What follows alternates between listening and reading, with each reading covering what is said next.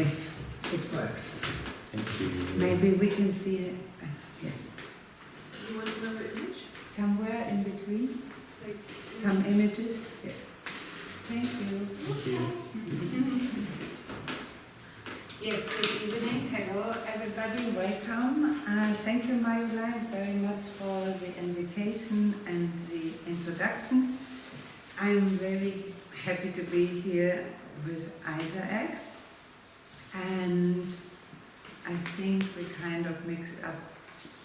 No, that was kind of my introduction. And I think I also gonna, like Marjolein already said, originally Isaac and I met also in the framework of the Tarabia exhibition, and I saw Esra is here and Philip, so some comrades of that exhibition where we met for the first time, and then I invited you and 5 other artists in 2021 to work with the IFA art collection.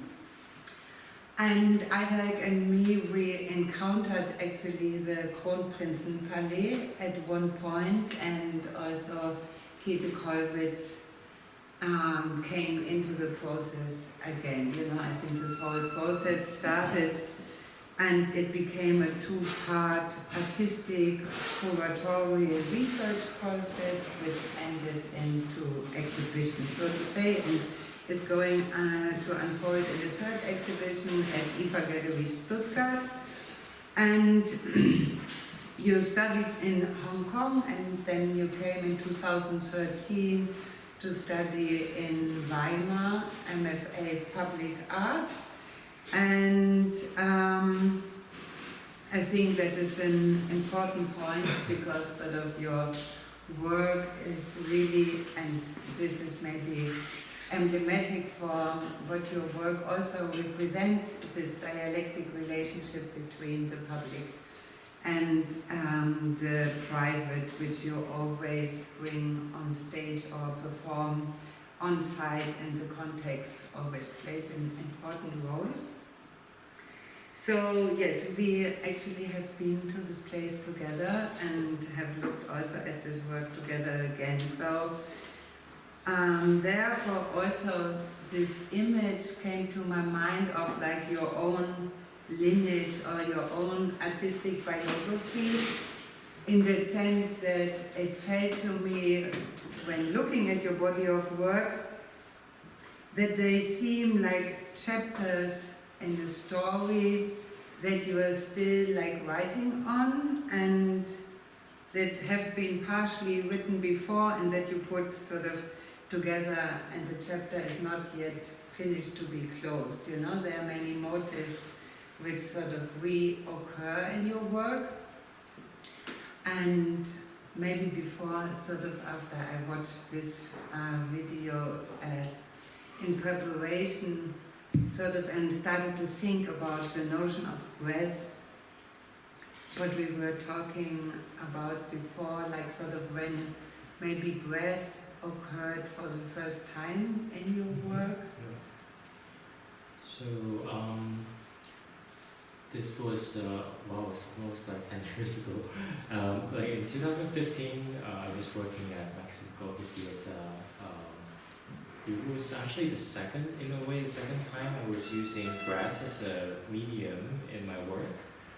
Or maybe I have used it in other contexts that I don't remember, which is when we were talking about like when did I start using like this traces of human warmth, and it actually came it actually went back to 2014, 10 years ago, when I did a performance in collaboration with a Tibetan human rights organization, and where we were looking into the monks who killed themselves through self-immolation. They burned themselves to death as a political statement. And so we were looking into it together, and I think back in the time I wanted to do something to pay homage to them, to pay tribute to them. Like for me, it's actually a very, it's just like a feeling or to do something. Like when you see something, you wanted to do something. It's just nothing like thinking too much, but just like feeling very sad, and then it's just like I wanted to do something. So I talked with the human rights organization, and where I actually did a performance in Berlin. And it was during a protest with Chinese protesters at the Bundestag, with Tibetan protesters, and I was in the middle, and I put the portrait pictures of the monks who killed who killed themselves with the self-immolation, and then each photo I was putting some powder in white. And I was using my forehead to touch the photo on the ground. They are all on the ground. And I was using, I was speaking when I was like very close to the photo. Then like with the breath of speaking, then the powder somehow land on my face. And I did it more like a durational performance, saying 126 times, like one after another.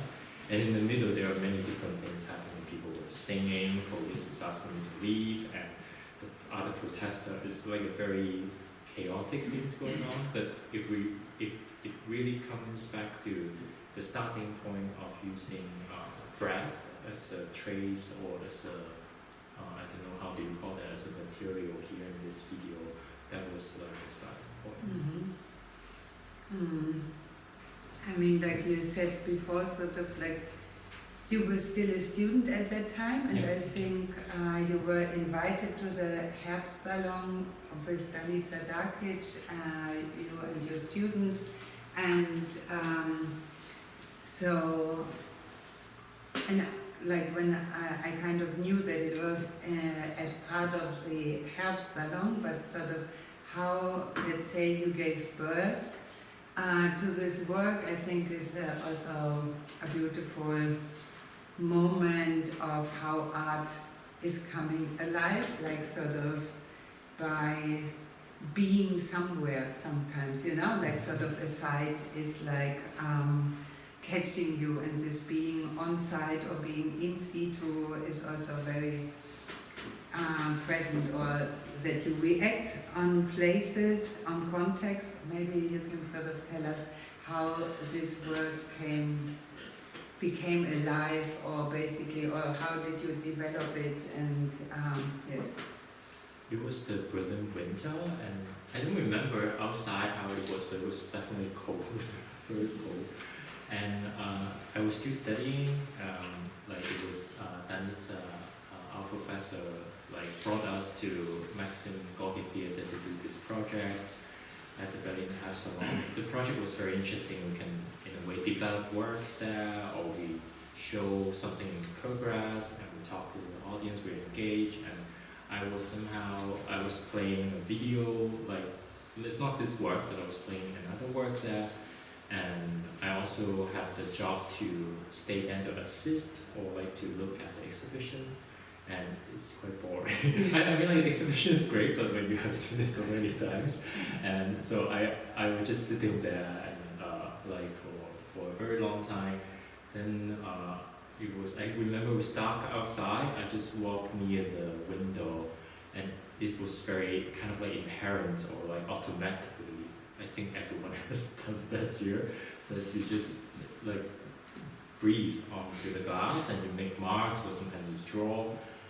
And at that moment when I breathe, it's not that magical, I mean, the whole artwork thing, but it was like when I kind of like do this a bit like, you know, out of boredom, and you do this, and I just somehow recognize that the breath mark is blurring the image of the Neue Wache, like the memorial. I mean, the reason why it kind of like, the reason why I recognize it was also because of the time that we spent there. We had intense discussions about public spaces. I studied public arts, and so somehow kind of like contingency things come together, and that became the starting point of this work.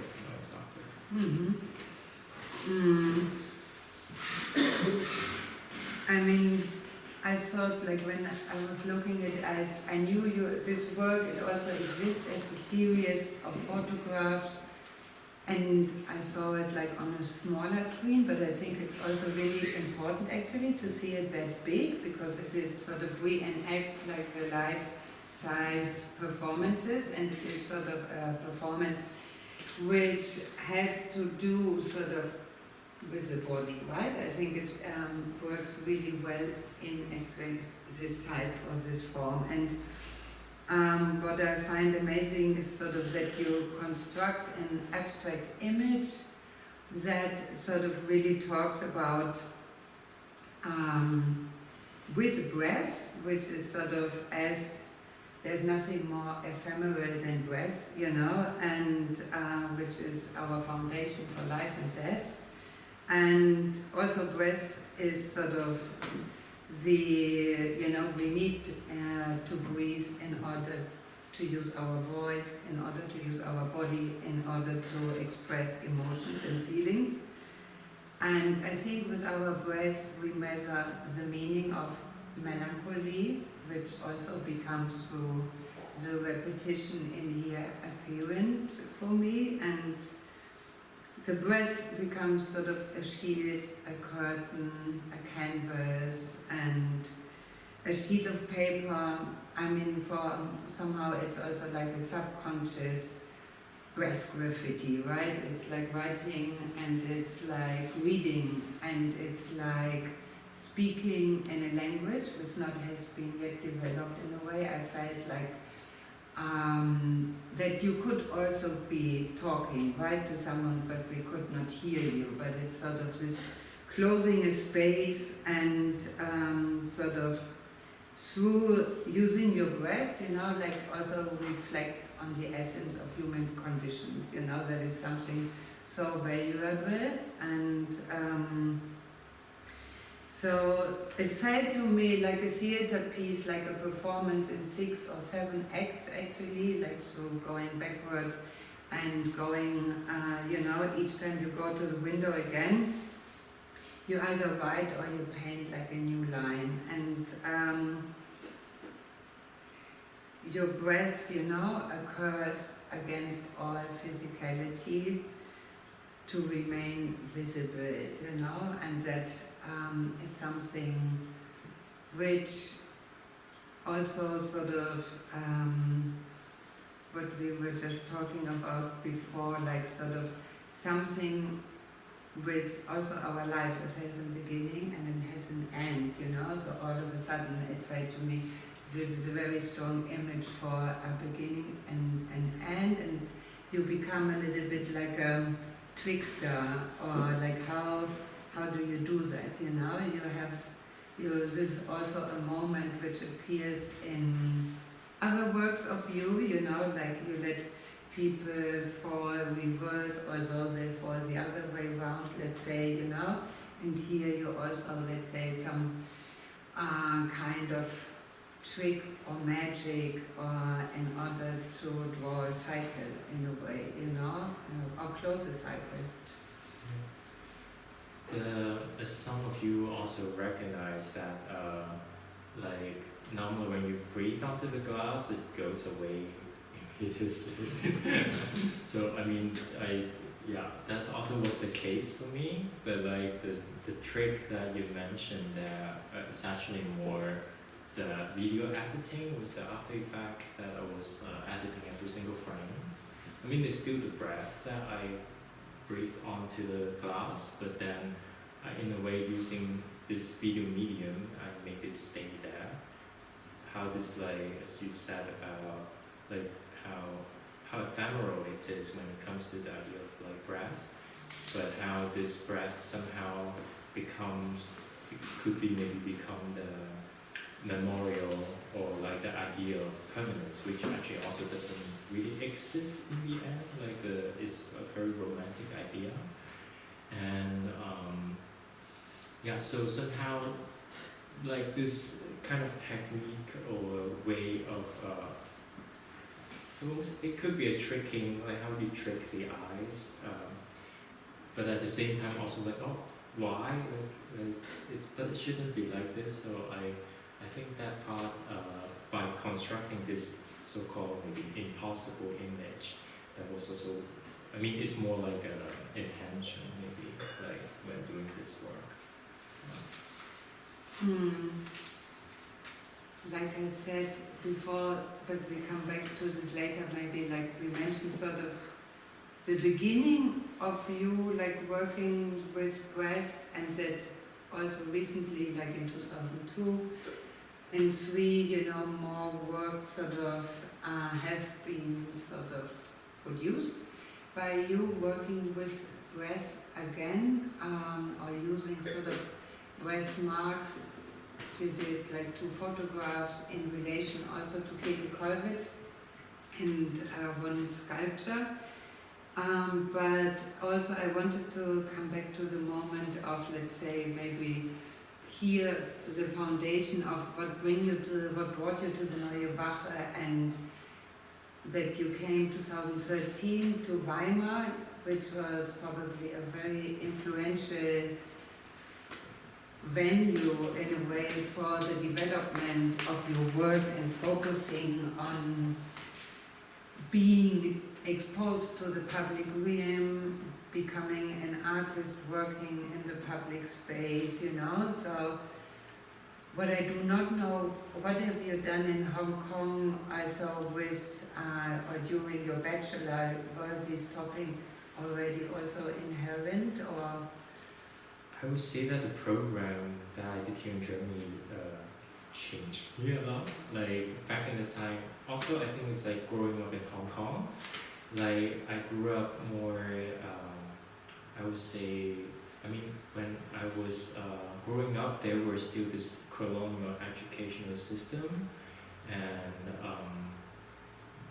yeah, like that we in a way taught not to be political, or we taught we were taught more like not to be interested in politics or public spaces. Hong Kong is very much of a city back in the time when I was growing up there. It has a lot about speed, like being fast, earning money, and we sometimes people also joke about Hong Kong was like a cultural desert, like, but it's very much of a place where we're not too much into, or I would say more like we were taught not to be interested.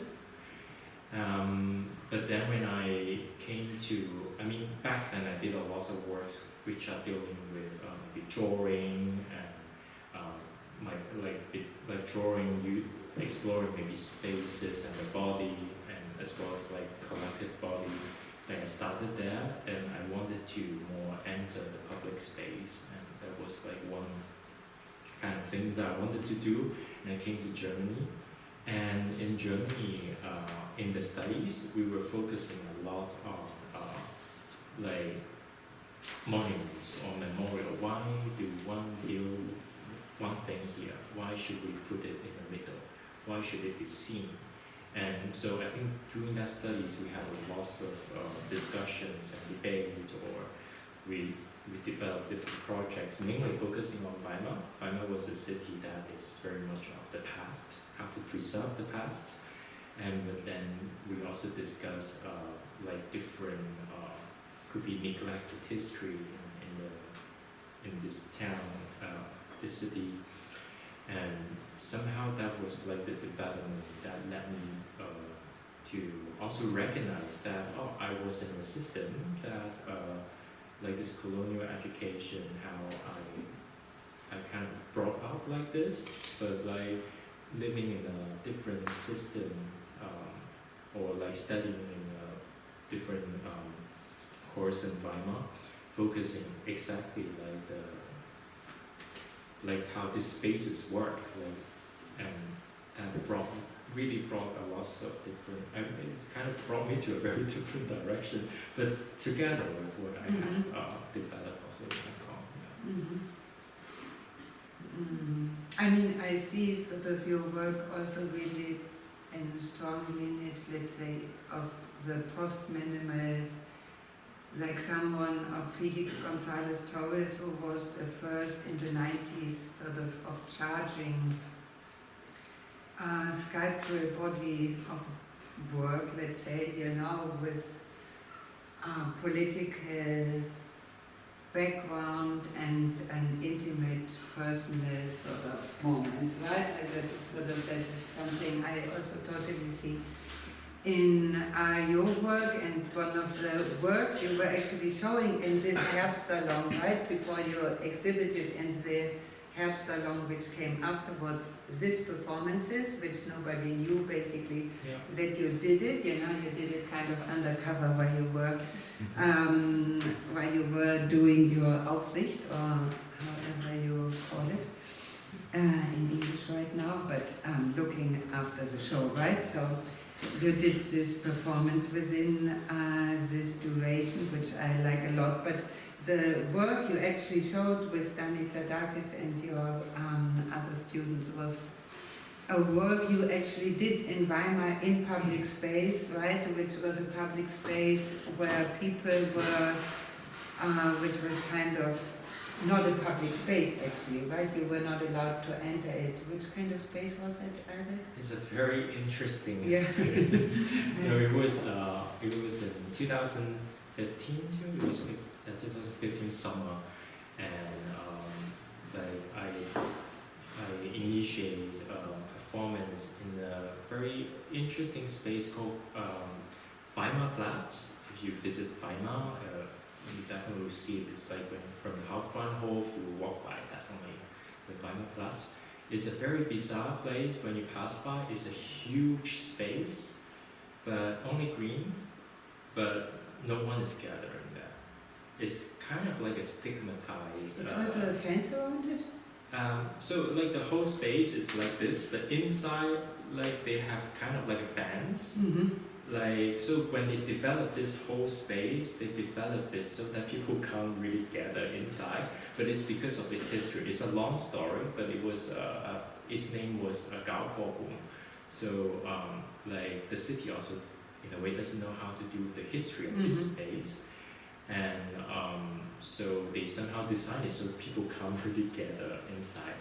And but in the public art program, we discussed a lot about different public spaces in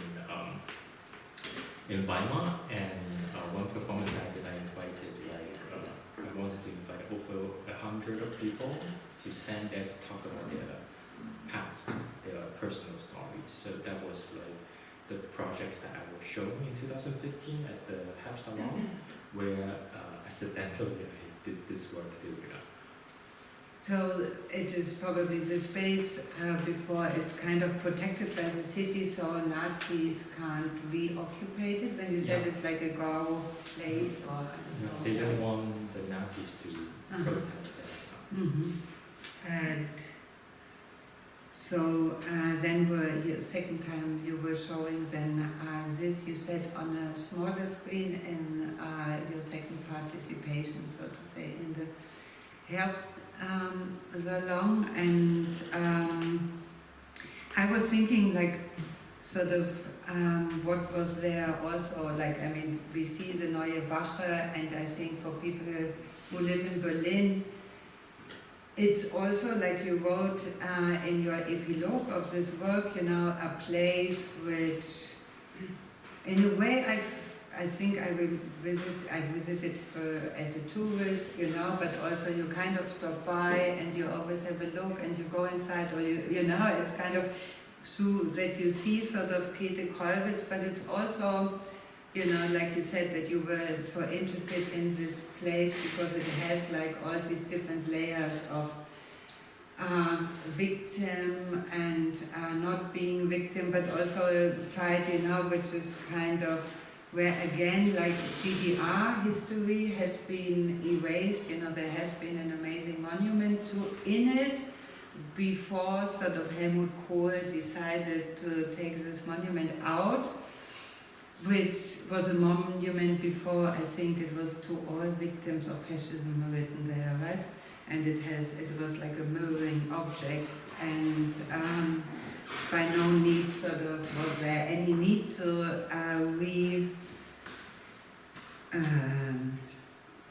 to retake it. Nein, aber um es to take it out, so to say. And I think there's probably nobody can't say anything against Käthe Kollwitz, so which is sort of our heroine of artistic heroine of the 20th century. And so then I think probably it was Helmut Kohl himself, right? We also talked about it in our project, that because IFA also has a Käthe Kollwitz solo show, which was actually the first solo show in the 1950s, which they were sending abroad, and there is also the Pietà, which we find in Neue Wache in sort of its original size. And if you look at Käthe Kollwitz, how she sort of encounters this Pietà, she needed like 20 years, or in 38 I think she finished it, and sort of it's her with her dead son Peter, who just died immediately at the outbreak of First World War, and who was among all these young people who were very enthusiastic to also go to participate in the First World War. And it was Käthe who was strongly against her young son going into the war. And so there's also the memorial of the parents mourning their dead son in Belgium, I think, at the site. So it's sort of what happened then, and that made, you know, is also you sort of made a new work out of it as well, where the breast comes into it. That sort of when the new memorial in Neue Wache was opened in 1993, does anybody know, was it when? I kind of have the feeling also quite fast, you know, after 89, 1993, that sort of, I think Käthe's original was enlarged 10 times in order to be what it is now, this massive bronze sculpture.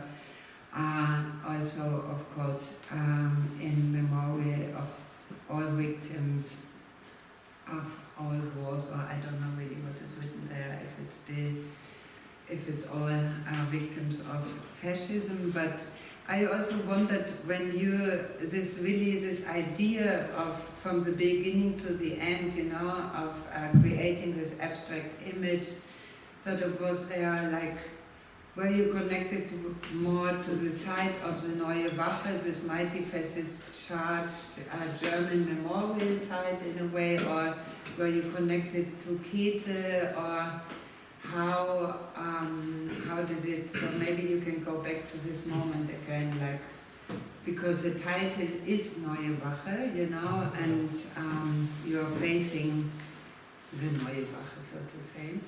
Yeah, it's like looking, like here is the back of Neue Wache, and it's like looking at the back of it. I think what kind of captivated me in the very beginning was,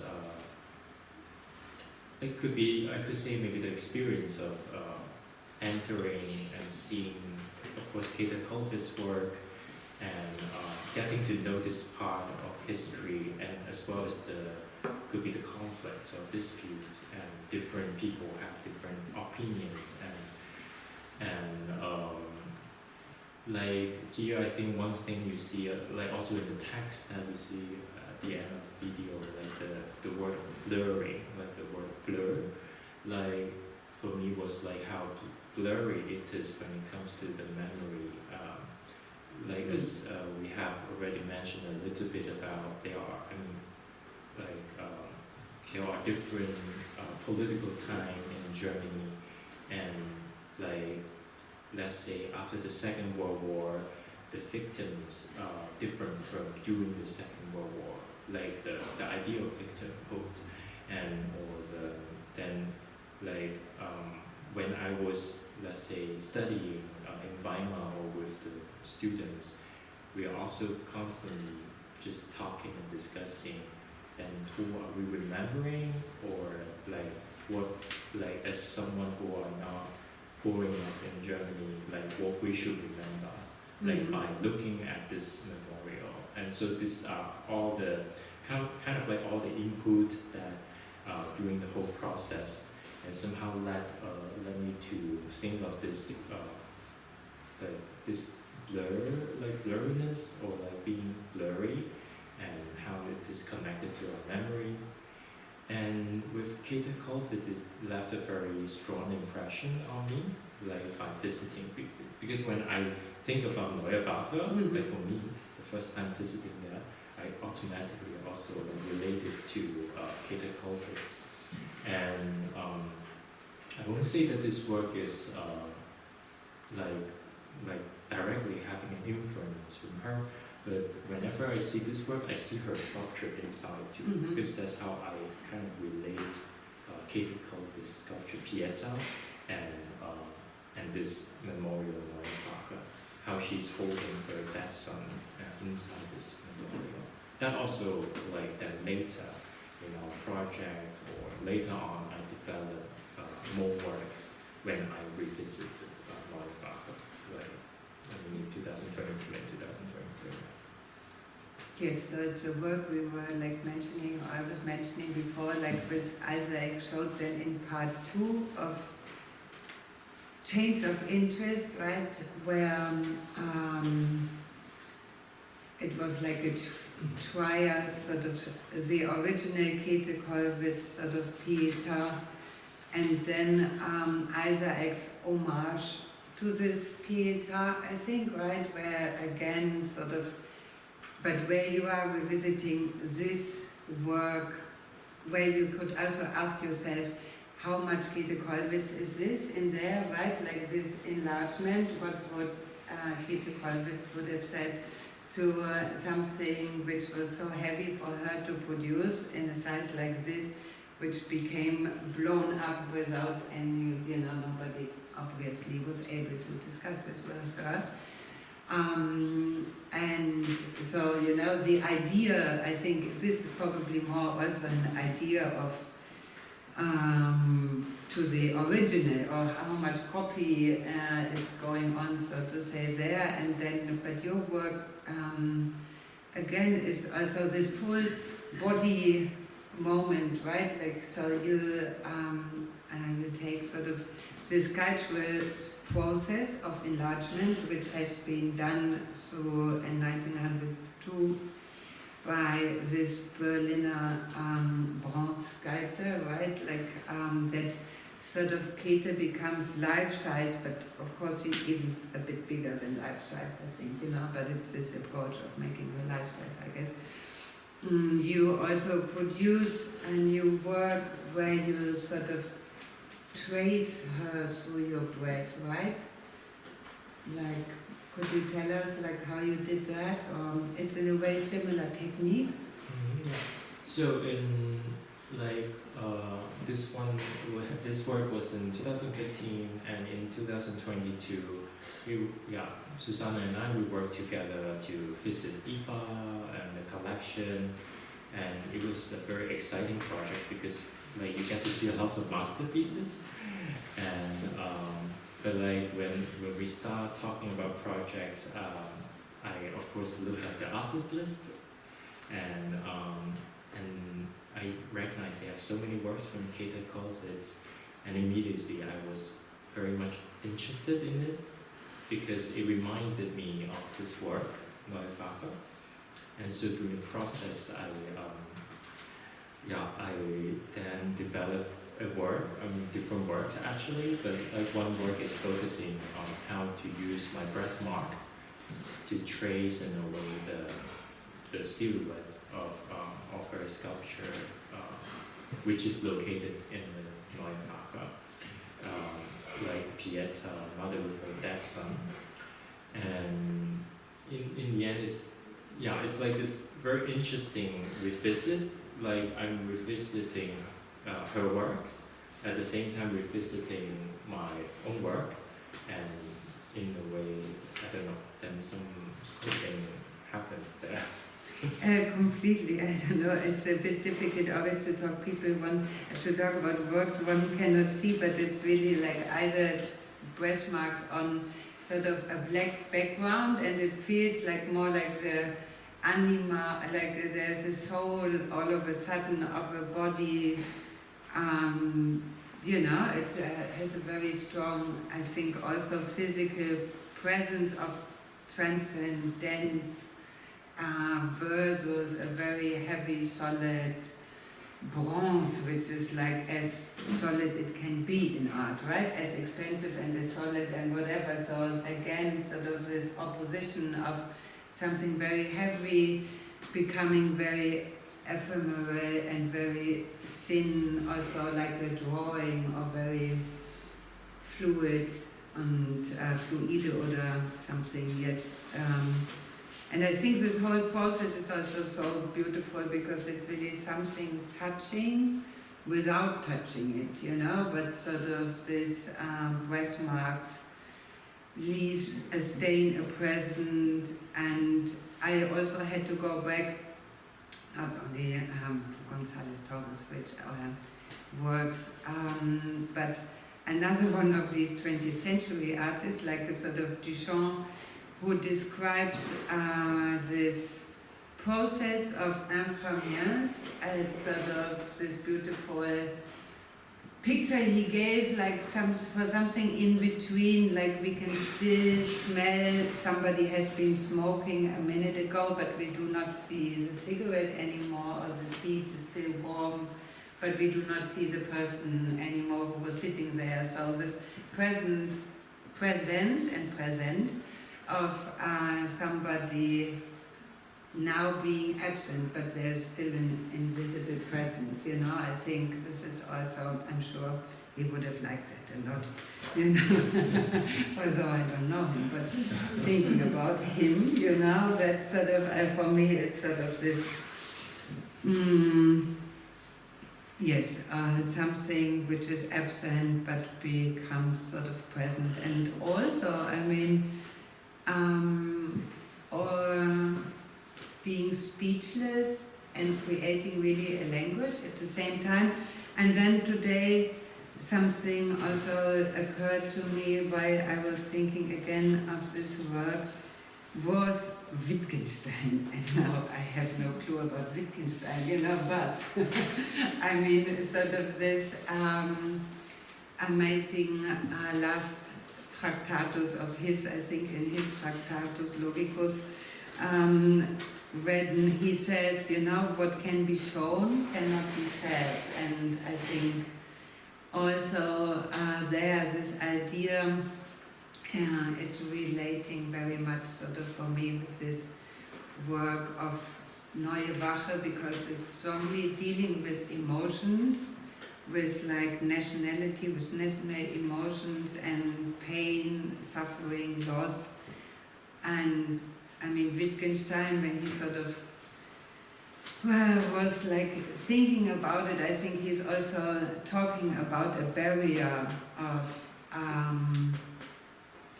that sort of, you know, an image in a way stronger than words, and that we all, I think, interpret it, of course, and we feel it.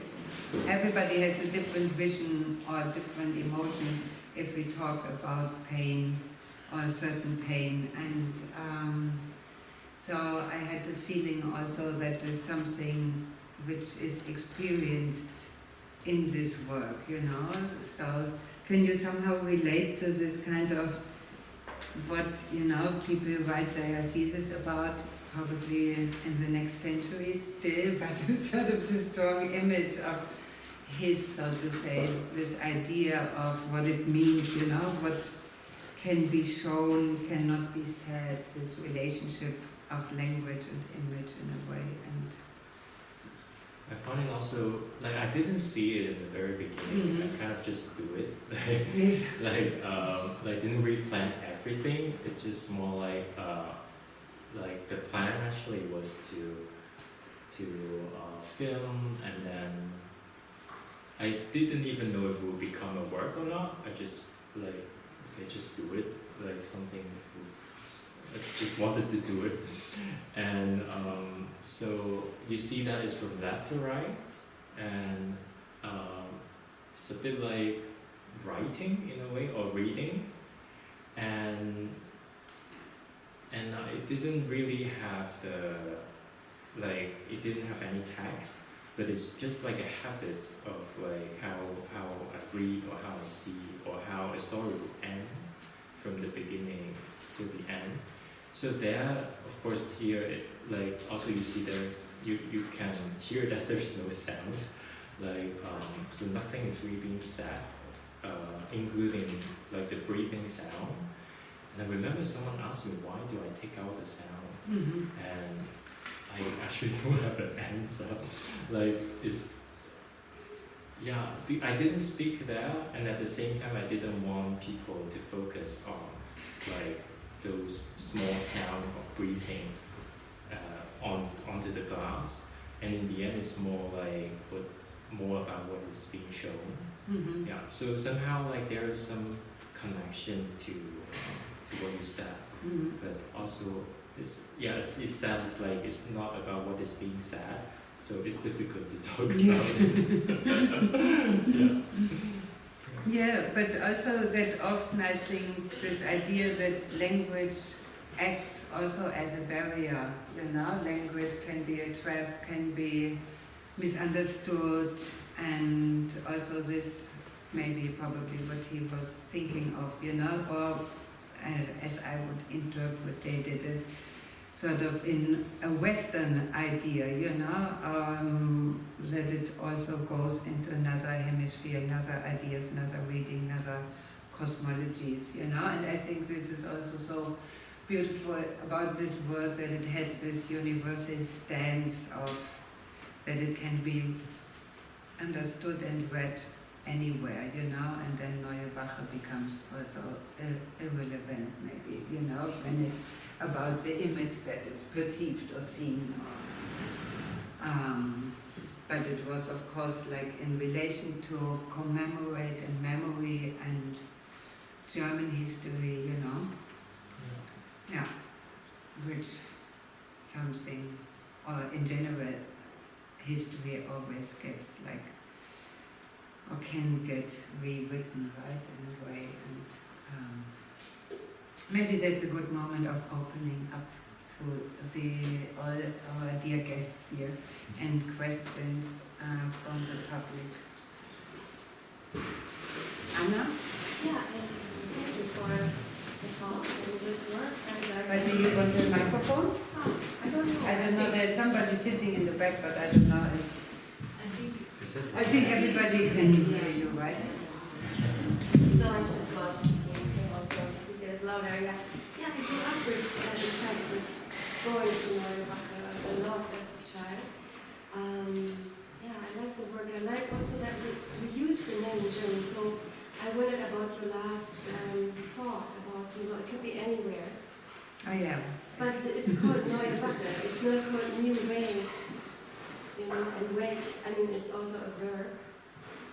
It's something you do after a person dies, sitting awake. So it just dawned to me that this the name of the building. It's also a little bit an absurdity to have it so, massive, the wake, which is actually a verb, something that we do to commemorate someone. And then I have this other thought of like breathing. There's also, when you try to reanimate somebody, yes, right? And you don't have oxygen technique, you breathe and then you go back, step back to, to this. So that it's just thoughts that I share. Yeah. I don't have a question. It's just thank you so much.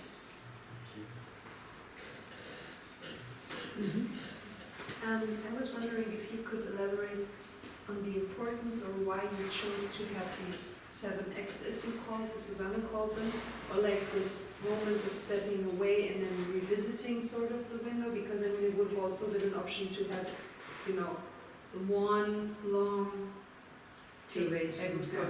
But, so I was interested in that because I had to think of like having a long breath in German also as a saying, yes, like ein langen Atem haben, which sort of like this image implies for me that you have a long breath anyway.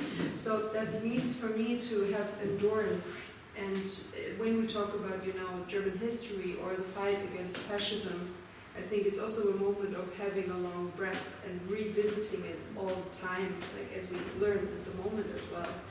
So I felt like it was interesting to see you stepping away from it, but then returning and continuing this fight or whatever it could be.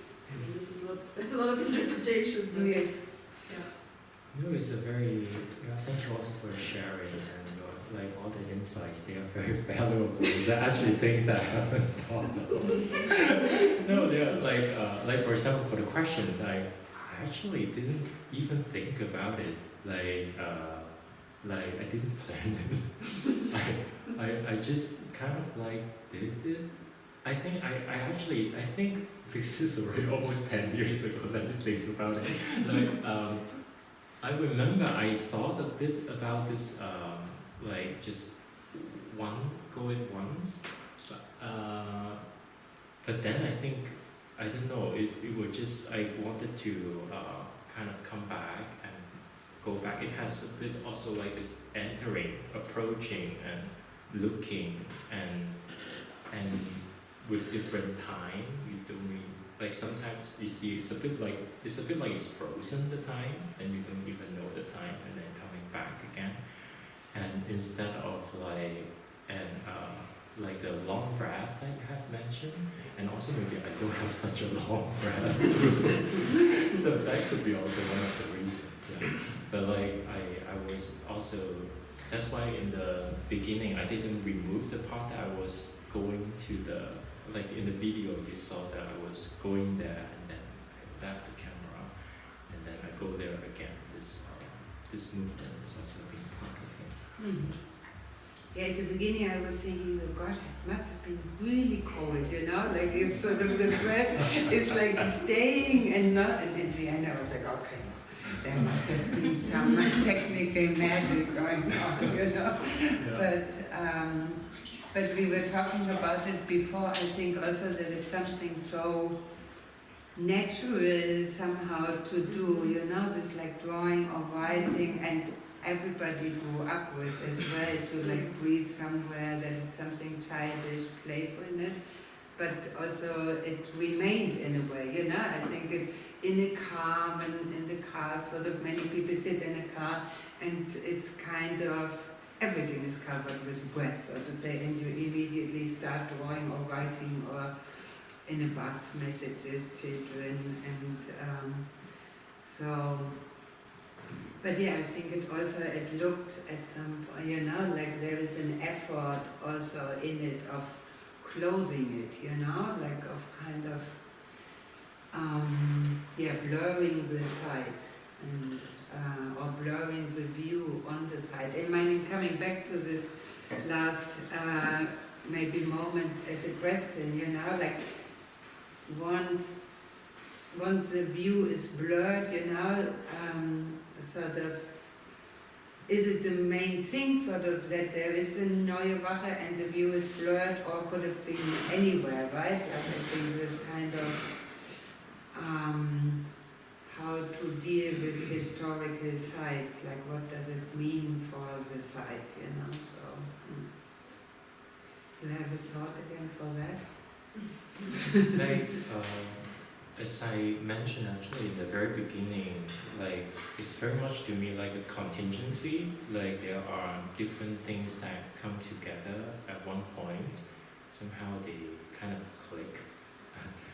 I don't know if it makes sense, but it's like there are this moment when I encounter like the window and the moment that I'm looking out, the fact that it was cold outside, and like the fact that we were in discussions about Neue Wache and sitting right behind it and talking about this site, like having constant discussion. Not only Neue Wache, we talk about different places and why do we talk about it, and what are our roles, and if we need to remember like what we should remember, and at the same time also recognizing different ideas, like how the body sometimes we need the body to remember, and how this also becomes the memorial instead of the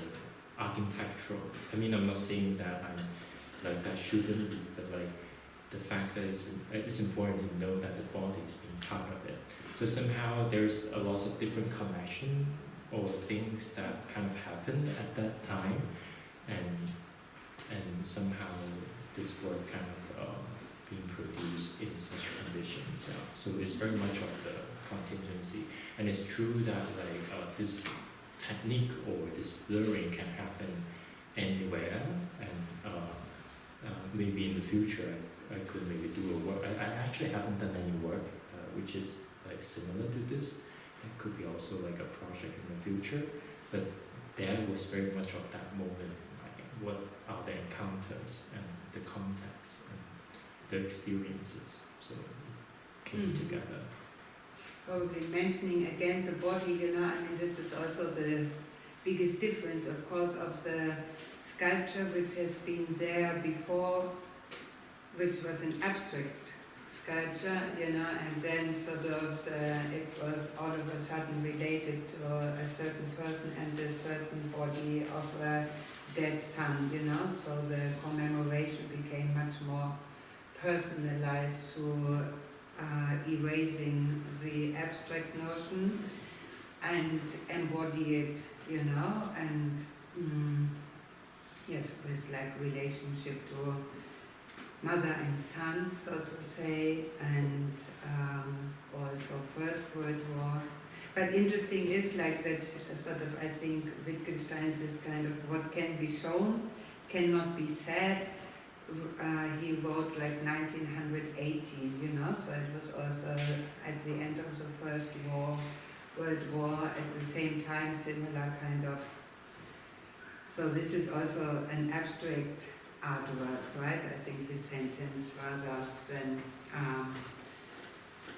And we know from sort of Käthe Kollwitz's writing how difficult it was for her at all to be able to find an image for this kind of loss, for instance, so it's an interesting relationship there.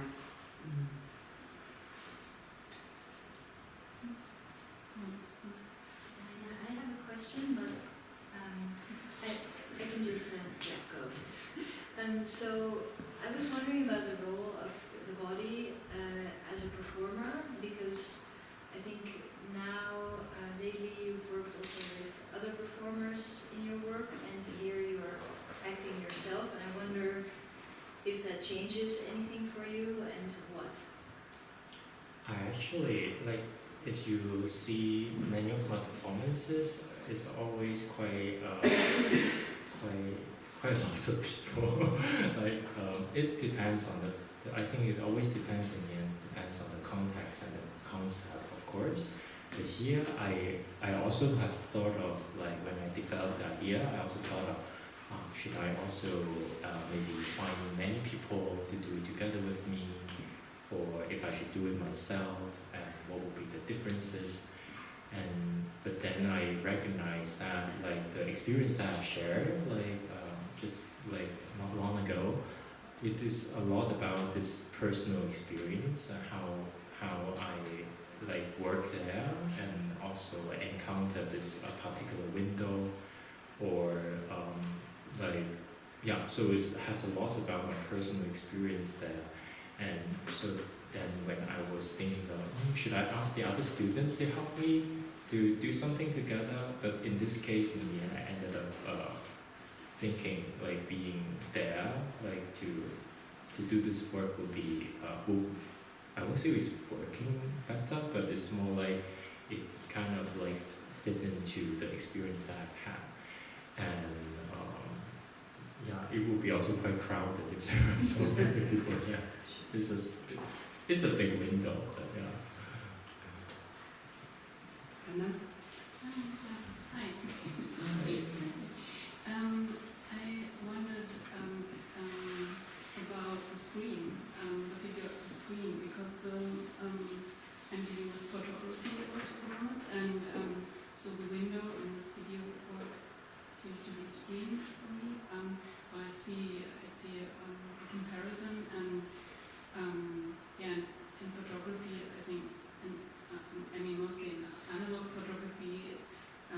question of emerging images is always coming up, and here it's kind of the other way around, like the image gets blurry, you can see something and then you can't see it, and also you see the object, like the architecture from the back, so it's a lot about backside and flip side, and I wonder if the screen was also on your mind when you came up, or how this whole image came to your mind, how you came up with it. It actually comes, it's like here the window is also looking like a screen. Right? It's like you're looking at something and then we are looking at the screen here. It's kind of like this double screens. And it, I think when I did it, it didn't really have too much of a planning. But one interesting thing I found was the history of the Maxim Gorki Theater. It used to be a singing academy. It has a lot of singing behind this Neue Wache. And Neue Wache, back in the time, it was more like functioning, not as a memorial, but a guard house, like to guard the safety of the city. And so that connection between this and this different era, different times, like this singing academy of like practicing singing there also has a lot to do with the breath, and looking at the back of the Neue Wache used to guard the city. Guarding is also a lot about looking at like what is going on outside. So somehow, I won't say it's so much thought in it, but like these, when looking into the history of the space, somehow it kind of directs me to make certain decisions in producing the work.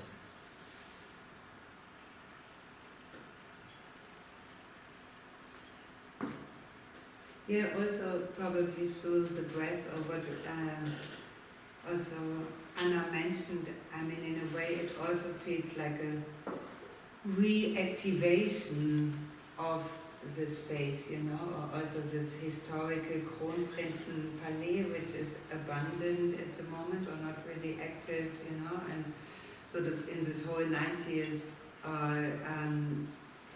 like Prussian, Berlin, Prussian era, like the Prussian architecture, and which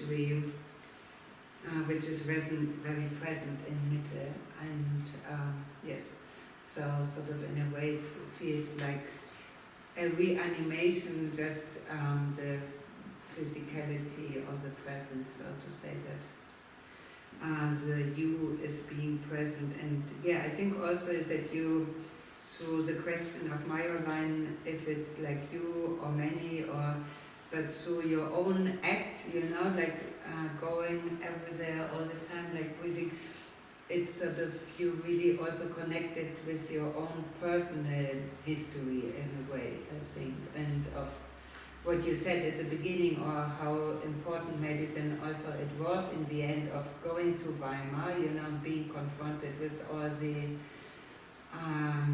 different epochs of history which are sort of celebrated there in a certain manner. So reflecting on how did you grow up, and like you said, the colonial education, or does anybody at all sort of, how does history exist back home, or how do people sort of can mourn or can remember, and that it sort of this connection sort of yourself being there, and there for your own personal breath and history and memory sort of is inscribed in then also as being part of another history now through your presence. Probably not. That's a very good conclusion.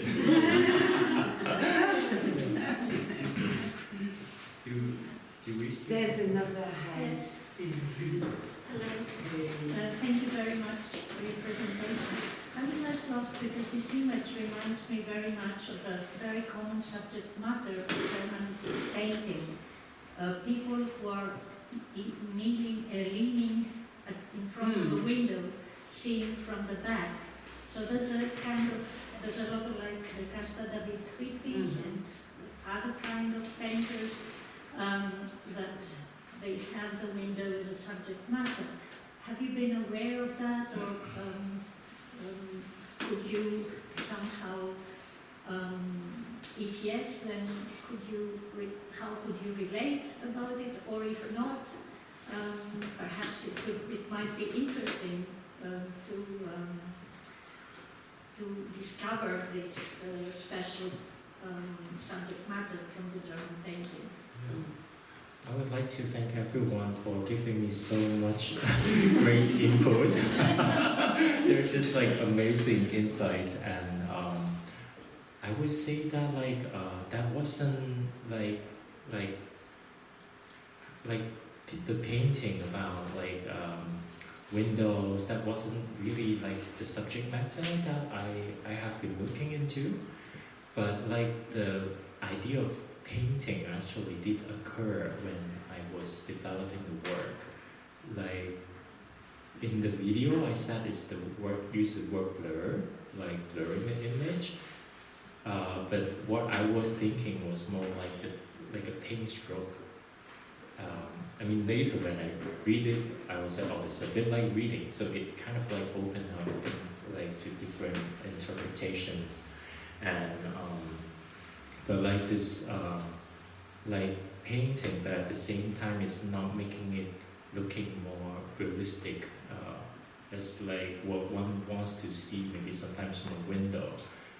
Like, because when one is approaching a window, one wants to see something, and often want to really see something, not like to see something blurry, but like here somehow kind of it's like a kind of like the opposite that I did there. But definitely I think it's very interesting to think of how this is connected to like the painting, the historical painting, as well as like what actually people see back in the time, let's say from like the Prussian time, those paintings, what people actually see maybe like around this area too. Like that could be a very interesting like thing to look into. Yeah. Yeah, it's interesting that it really opens such a big span of interpretations, right? Like that you can go back into the period of Romanticism with what you sort of mentioned, right? And that it can be read, but also like minimal performance, post-minimal photography. Also Seiji Furuya has this beautiful window in Vienna where he photographed, and I think also often, I remember it vaguely, like the whole window topic. That's true. I hope another curator is here who is going to curate a window exhibition. No, but I mean, true. Of course, there's this whole screen and the view and everything. Of course, also related, like we said, of the in and outside, also the public and the private. And, luckily, it's recorded, so you can revisit also that talk. And so thank you so much. Thank you. Yeah,